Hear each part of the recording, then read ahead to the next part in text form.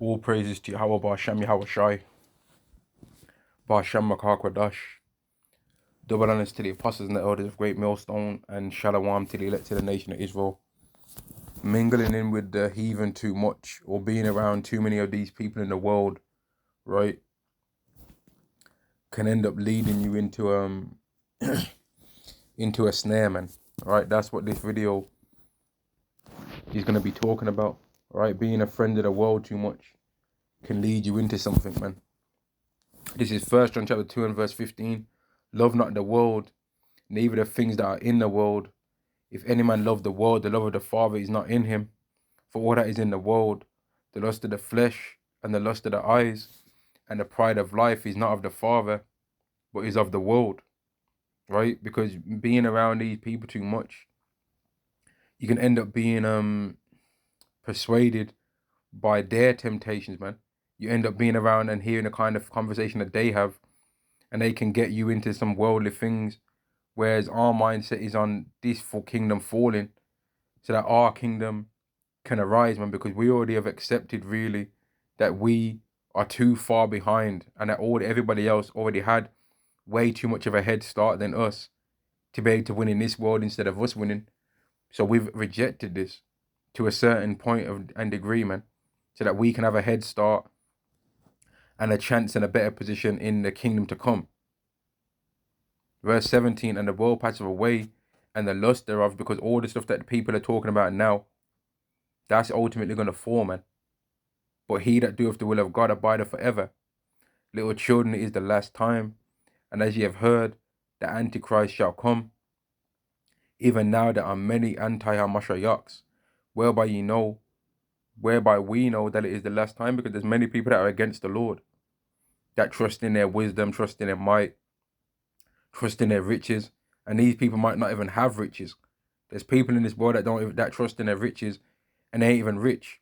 They trust in their minimum wage job, which I ain't mocking nobody for earning any amount of money. But there's people that trust in their riches and they don't even really make that much, man. Right? There's people that make a bit more than them and they trust in their riches.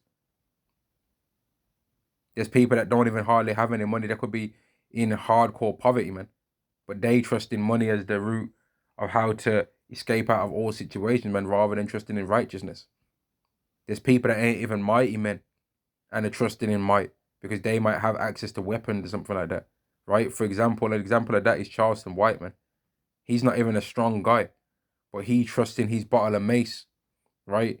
He trusts in his flick out blade that he's got, and he trusts in all those guns that he's got. But if you take all those additional weapons, the mace bottle, take away his knives, take away his guns, he's not a mighty man, right? If he actually had to use his own body, he's not a mighty man. Yet he's dangerous with those things because he trusts in might as a way to escape out of situations, right? And that's why he has all of these weapons that allow him to be bold in the things that he says. There's people that ain't even wise, but they trust in wisdom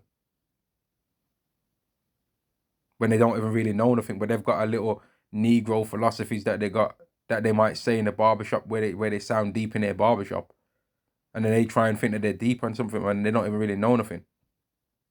They just say, oh, you know what, we need to build community centers. Wouldn't even know the first thing probably about construction, on how to even build a building and turn it into anything to do like a community center. Wouldn't even know. They think that, kids need to have somewhere to kick ball and play basketball. Like, they don't even know the first thing about really starting something like that. But they just think that that's the way that we could help. But they don't even know enough knowledge to pass it on to somebody else anyway, but yet they trust in their wisdom, man. And that's why we can't be mingled too much around these people, man, because being a friend of the world can make you be an enemy of Yahweh, right? And these people have got spirits on them, man. Now, that doesn't mean you can't come out your house and get fresh air and go and do things, right? Because, of course, we need to be healthy, man. And we need to go out into the world to do things. If you need to go and buy food, you need to go and interact with the world, right? But these people have got demons on them, man. These people are corrupt. These people don't believe what we believe, so they don't have the same standard for their morals or what we have. Ephesians chapter 6 and verse 12, for we wrestle not against flesh and blood. So even though we see these people in this world, we're not really fighting against them. When we have an interaction with them even, we're fighting against the demon that they have on them. We're fighting against the evil spirit that they have within them, right? Like Vocab Malone, for example. He's flesh and blood, but we're not even fighting, as Israelites, we ain't even really fighting against that guy. We're fighting against the demons that he has in him that wants him to not accept that he's an Edomite when he is. We're fighting against the demon that he's got in him where he's trying to pretend to be a Bible believer, but the Bible is not even where he gets his strength from. He gets his strength. He'd find more strength by believing in who his real God is, man. Right? Which he knows who his real God is, and it ain't Yahweh. But he'd find more strength really doing that. He's in a struggle with his own self because he's trying to pretend like he's about the scriptures, but then rejects certain Bible verses, man. And rejects the scriptures and the prophecies that Israelites are telling to him. Verse 13, wherefore take unto you the whole arm of Yahweh, that you may be able to withstand in the evil day, and having done all to stand. Stand therefore, having your loins girt about with truth, and having on the breastplate of righteousness, and your feet shod with the preparation of the gospel of peace. Above all, taking the shield of faith, wherewith you shall be able to quench all the fiery darts of the wicked. And that's what these people want to take away from us, believing that we're Israelites, man.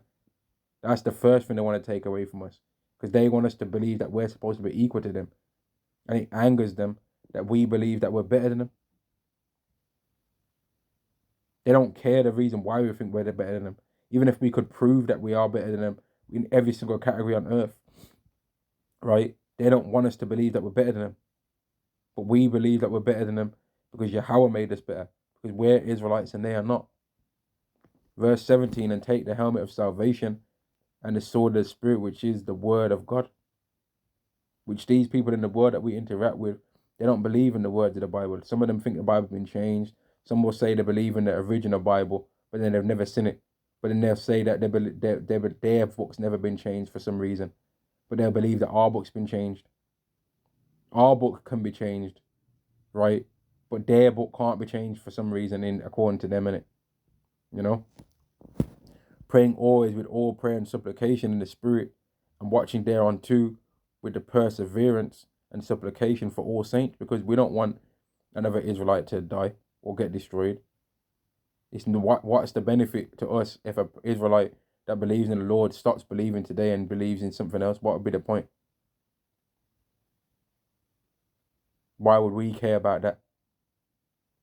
We'd want everyone that believes now to believe, and for more people to turn to believe. But even though we know that there's an elect, but we'd want the people that are believing now to still believe all the way up to the end. Now, that's not going to happen, though. There's going to be people that stop believing, and other people end up believing instead of them, and end up getting enlightened to the eyes. Some people's eyes are going to be darkened, and some people's eyes are going to receive light, man. But what every single Israelite would hope is that all the people that believe, that say that they're Israelites right now, would change from any things that they've got in their doctrine that's false and just believe the truth, man.